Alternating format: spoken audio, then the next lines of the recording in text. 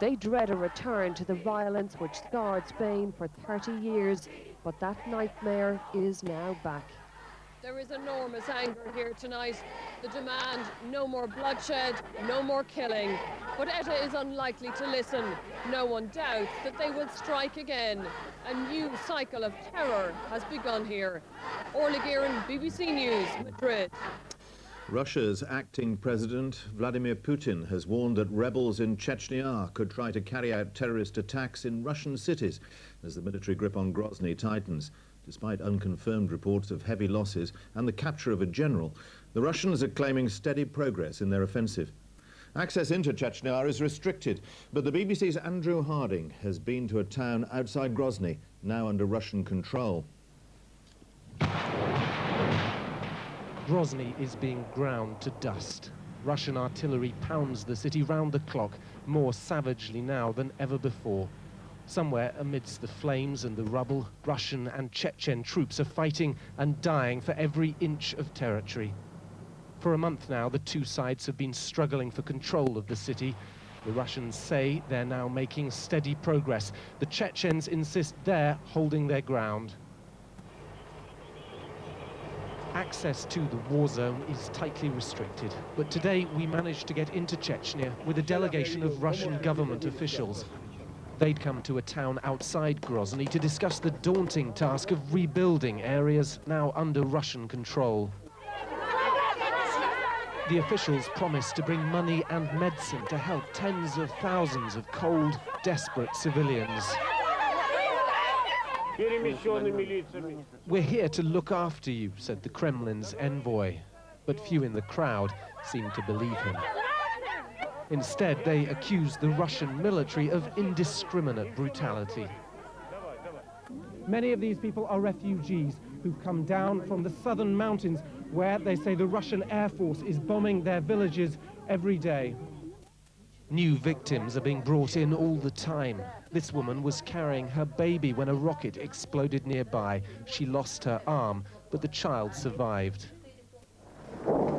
As we left town, the Russian guns were starting up again, aiming towards rebel bases in the mountains.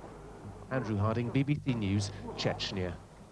A 12-year-old boy has appeared before a youth court in Bristol, accused of murdering his baby brother. The 6-month-old was found stabbed at the family home 2 days ago. The boy, who can't be named, has been remanded in secure accommodation. The baby's body was found in an upstairs bedroom of the family home on Bristol's Hartcliffe estate. The 6-month-old had suffered multiple stab wounds and was pronounced dead at hospital. In court today, his 12-year-old brother appeared before magistrates accused of murder. The boy was small with blonde hair. He was wearing green tracksuit bottoms, a blue sweatshirt and black trainers. He said yes and nodded when asked to confirm his name, age and address, and he also indicated that he understood when the murder accusation was read. The hearing lasted 20 minutes. There was no sign of his family at court today. The boy was accompanied by a social worker and left with him to a secure unit run by the local authority. For legal reasons, he can't be identified, but he'll appear again in court next week. Jane O'Brien, BBC News, Bristol. The former heavyweight boxing champion Mike Tyson was back in a police station today, this time for his own safety. He'd been to visit Brixton in South London, but had to take refuge after being mobbed by hundreds of people who'd packed the streets to see him. The local council has said he wasn't welcome. You're never alone with a reputation. The local council in Brixton said a man with Mike Tyson's criminal record was not a good role model and urged him to stay away. Tyson said he'd always wanted to visit Brixton, and that's exactly what he did. The word was out on the street well before his arrival, and a chaotic welcome awaited him from the heart of Britain's Afro-Caribbean community.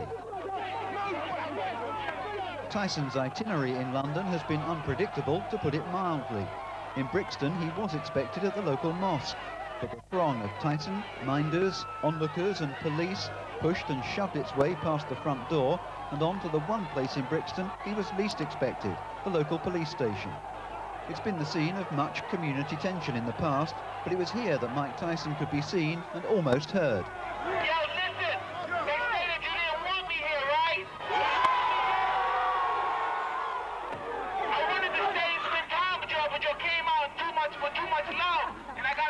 a train, but I respect you so much that you just let me break out. Mike Tyson always says he has much more of a rapport with ordinary people than with those in authority. And there are a few hundred people in this part of South London who might just agree with him. Later, the police said that everyone had been surprised at the turnout, and that explained the unusual setting for Tyson's address to the fans. I think he was genuinely surprised at the sheer enthusiasm of people coming to see him.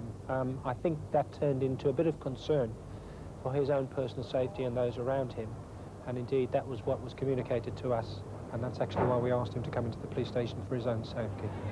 People who disapproved of Mike Tyson's presence in Brixton were unlikely to get much of a hearing this afternoon. He's done his crime, now let him come here. You know, he's not causing any trouble to anyone. The government let him in the country, so why can't he come to Brixton?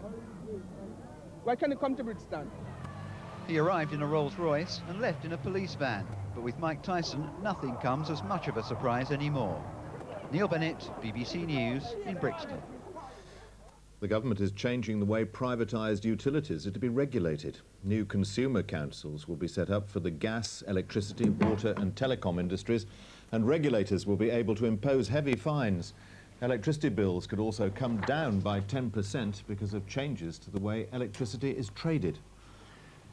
The judge in the trial of the Manchester GP Harold Shipman has finished his summing up of the case after 2 weeks. The jury is expected to consider its verdict next week.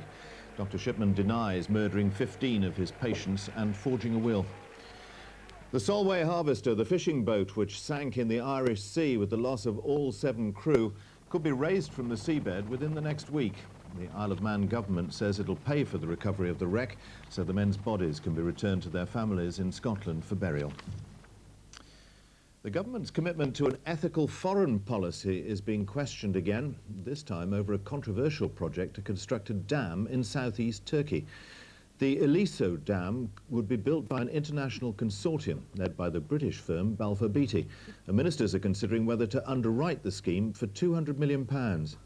The Turkish authorities say they need the dam on the River Tigris to generate new power supplies. But campaigners say it'll flood and destroy an ancient valley, including the town of Hasankeyf, regarded by many Kurds as the birthplace of their culture. From there, David Shukman reports.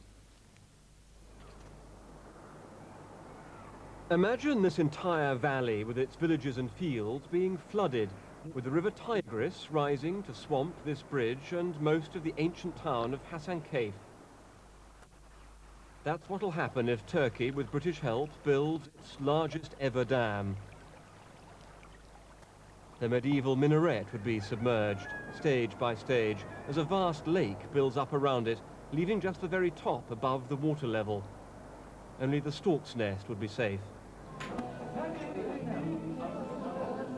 The people here are deeply opposed to this project.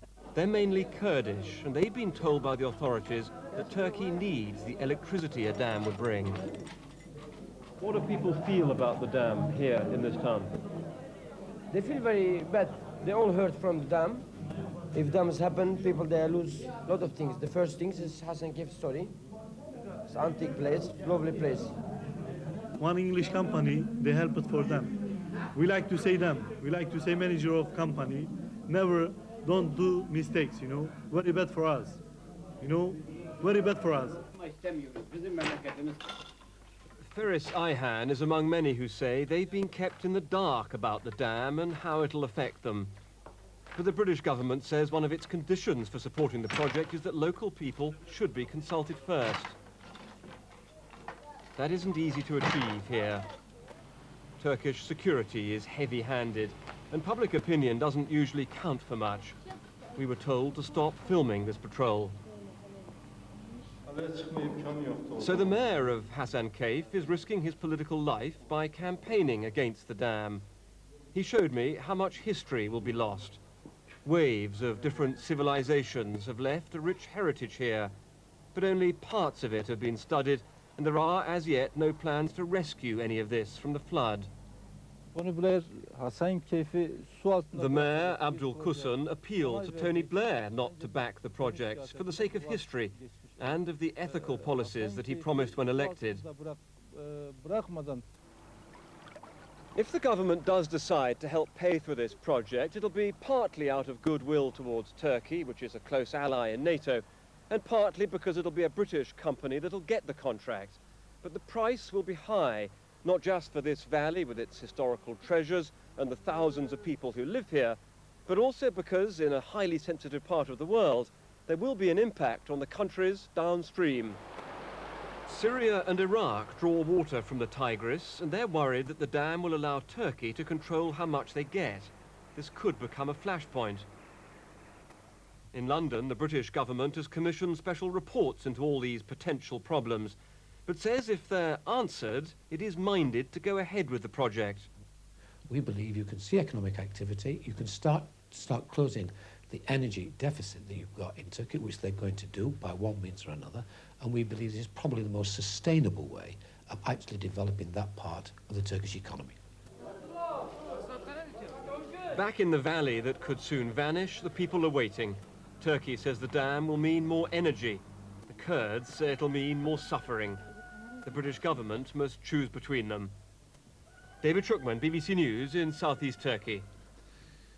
Here, drivers are being warned in a new government advertising campaign about the dangers of using mobile phones while they're at the wheel.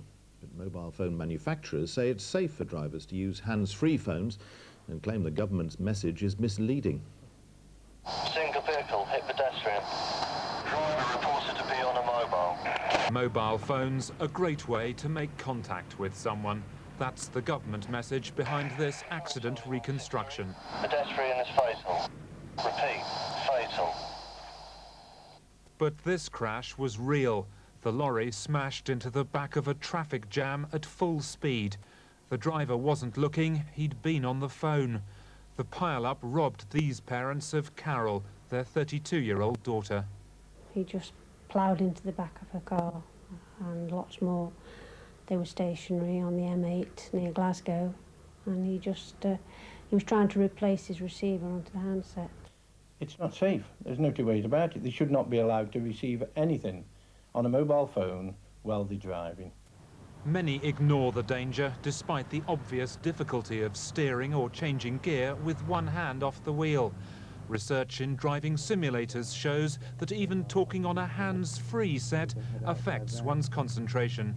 What we need to bring home to people is it's not in their self-interest to use the phones while they're driving. They can find themselves involved in serious accidents and injury to themselves and to others. But the mobile phone industry doesn't buy the government's message never to call from behind the wheel. Hands-free units are specifically designed for use in cars, and manufacturers say they can be used while moving. A handheld phone should never be used in a car, and a hands-free should only be used if the driver is absolutely sure that they're not going to be distracted by the use of it. It's not so much the technology that's a distraction, because it isn't, it's the conversation.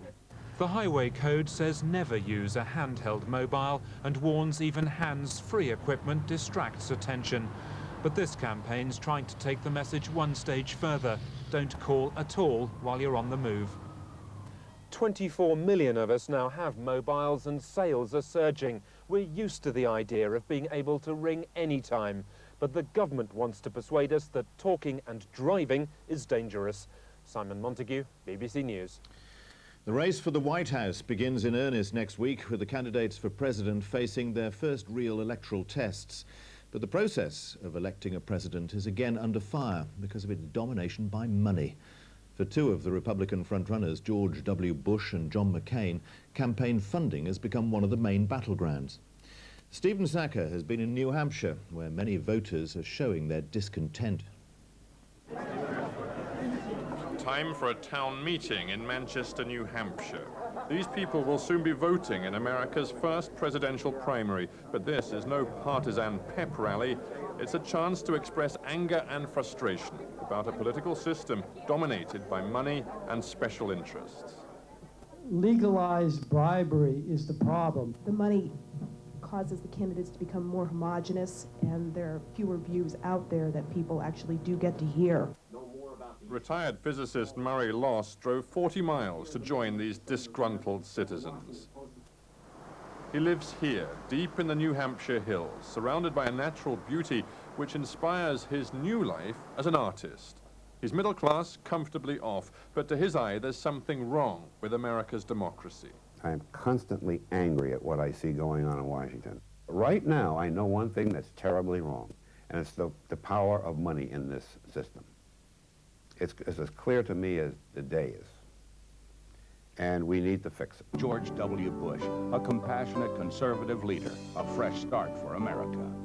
But it's politics as usual on TV. Slick, expensive ads will define this election. Republican candidate George Bush already bombarding the nation with them thanks to a staggering $70 million campaign war chest. Welcome to the snow. This is wonderful. And politics is a tough business if you're short of money. Senator John McCain is George Bush's main Republican rival. He doesn't have the same corporate millions or the well-oiled organization. In fact, he's campaigning against big money politics. I'm very honored by that, I guess. He was a prisoner in North Vietnam for 5 years, now seen as a war hero. Question is, how far can his low-budget grassroots effort take him? John McCain's campaign has become a wintry crusade against America's money politics. The message has struck a chord with the American public, but given the way the political system works here, the odds are still stacked against him. Having fun now, huh? He calls it fun. McCain's staff call it exhausting. Day and night, they're out campaigning on the Straight Talk Express battle bus. The anti-money candidate holds court in the back, so I asked him about allegations that even he has done political favors in return for campaign cash. We're all tainted by the system. We're all guilty. We're all influenced by it, and that's why it heightens my desire and fervor to fix it. What do you think of the fact that your opponent has got $70 million to spend on this election? I'm reminded of the words of Chairman Mao, who said it's always darkest before it's totally black. Maybe you need a dark sense of humor to run for president in this new century, because it's a battle of big money and the party machines, and the voters know it. Stephen Sacker, BBC News, New Hampshire. The Cardiff scrum half Rob Howley has been sacked as captain of the Welsh rugby union side. Howley led Wales to victory in 10 of their last 12 games, but the national coach said his form was not as good as it had been. His clubmate and British Lions prop David Young has been chosen to succeed him. For generations of players, it was the original fantasy football, but after more than half a century, Subbuteo will soon be no more. Its makers, Hasbro, had to stop production, apparently a victim of the all-conquering computer. Kevin Geary reports. Like knee-length baggy shorts, standing on the terraces, and an FA Cup that Manchester United had to play in, another fine football tradition has gone the way of Accrington Stanley. Subbuteo may have been a poor imitation of the real thing, but for millions of youngsters over 50 years, it's been a passport to a fantasy world, played out on sitting room carpets and kitchen tables the length and breadth of the land. My generation are extremely upset because it is a sad day, because I remember playing with Subbuteo when I was a child. I think the younger generation, I don't think they'll be as upset as the older generation.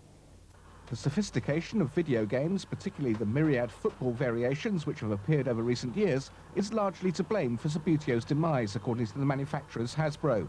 Perhaps one of the reasons why Subbuteo has failed is that it hasn't moved with the times, where, for example, it's a David Ginola figure who falls over every time another player comes near him, or indeed the David Beckham figure who runs around kicking people. In fact, Subbuteo and shops like Hamleys don't cater for the top players. They have custom-made teams manufactured in Switzerland, but it will affect the baize cloth roots of the game. Well, it's very disappointing, obviously, because I think we knew it was coming, even though they denied it at first. The problem for us is when we try and promote the game abroad, places like South America, South Africa, other countries that want to get interested, there's no equipment readily available for them. There are enough youngsters still playing the game to ensure that it survives for a few years yet. But when equipment supplies dry up, its future looks as worrying as that of a Premiership club who've had to call in Ron Atkinson to fight relegation. Kevin Geary, BBC News. Kevin Geary, the footballer's friend. Now, the main news again tonight. The Prime Minister has hit back at his critics after a series of government setbacks in recent weeks. He said voters shouldn't be deflected by headlines and passing frenzies. The Basque separatist organisation ETA is being blamed for 2 car bombs in Madrid in which an army officer was killed. And here, hundreds of cheering fans have mobbed the boxer Mike Tyson in Brixton, forcing him to take refuge in the local police station. That's it. That's the latest from the BBC newsroom this evening. Good night.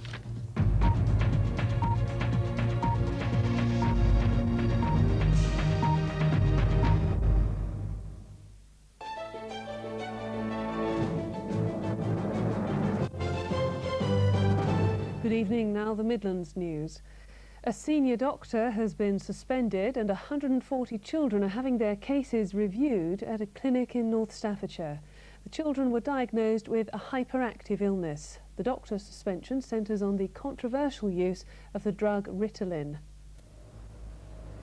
The families of 140 children treated for hyperactivity at this clinic were contacted after an internal investigation raised questions about their doctor's methods. Today, news reports said David Foreman's use of the drug Ritalin had led to his suspension, but it's understood there was a question mark too over his diagnosis methods. A parents' helpline has so far taken 40 calls, and several of the children have had their treatment regime changed since the investigation began. Ritalin is a controversial drug used to treat attention deficit hyperactivity disorder, or ADHD. Here in Stoke-on-Trent, disagreements about Ritalin and attention deficit disorder have led to the suspension of a senior doctor. It's a serious blow for the main ADD support group, which sees Ritalin as a valuable treatment method, but a victory for those who say the drug is overprescribed and should be reassessed immediately. Andrew Tomlinson, BBC Midlands Today, in Stoke-on-Trent. A man and a woman are believed to have died in a fire at a flat in Warwickshire this evening. The fire broke out in the living room of the flat in Water Orton and quickly spread. An investigation has begun by the Warwickshire Fire Service. The government's being urged by road safety campaigners in the Midlands to reduce the speed limit in rural areas to help cut the number of road deaths. The results of a major review are due out soon, but campaigners are worried that ministers may decide to leave speed limits unchanged. Crossing the road in Welsh Newton is a risky business. It's too small for a conventional speed limit, so drivers are free to pass through the village at up to 60 miles per hour. And the absence of a footpath means that some parents are forced to drive their children to the bus stop just a few hundred yards away. The road is so narrow around here, and with the volume and speed of the traffic, it's really dangerous to walk down there, particularly on dark mornings. Residents here had been hoping that the government's review of road safety, due to be published next month, would bring about blanket reductions in rural speed limits. However, it's now emerged that in most places nothing will change. With growth of traffic in rural areas outstripping that in urban districts, in places like Welsh Newton, unless something's done, the situation can only get worse. Peter Plisner, BBC Midlands Today in Herefordshire. A couple from Shropshire have named their baby son after their favourite football team. He's been called Aston Villa. Angela Pritchard's partner, Adrian Childs from Broseley, has been a lifelong Villa fan. The club's chairman, Doug Ellis, has told the couple he's delighted for them. And that's the Midlands news from us for today. We're back with more tomorrow, including the sport at 5:20. Have a good weekend, whatever you're doing. And from everybody on Midlands Today, good night. Good evening to you. It's time to get those winter woolies back out again, because this weekend is going to turn quite a bit colder than we've seen of late, and certainly a return to overnight frosts.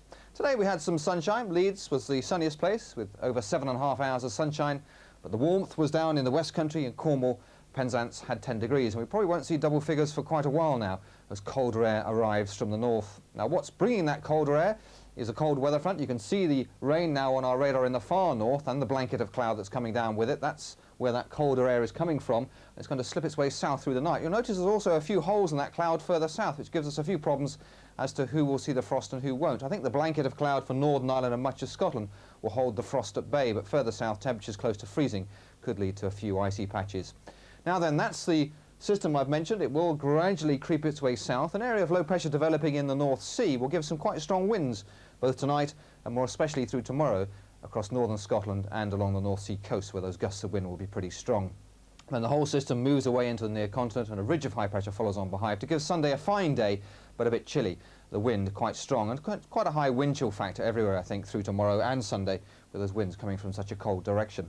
Saturday's forecast, tomorrow's forecast, not a cloud in the south here, gradually drifting out the way through the morning to give everyone a bright day, and there'll be a few showers around, but there won't be that many of them.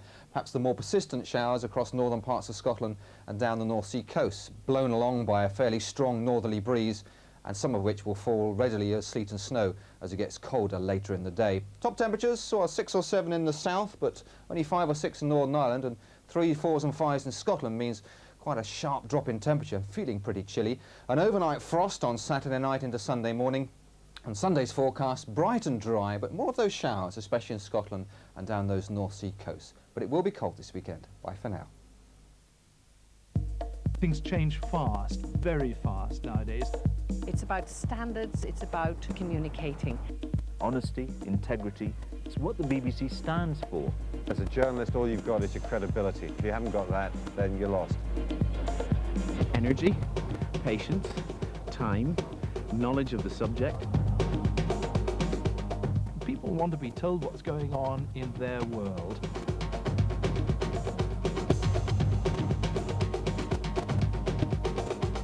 This is BBC News 24. I'm Gavin Esler.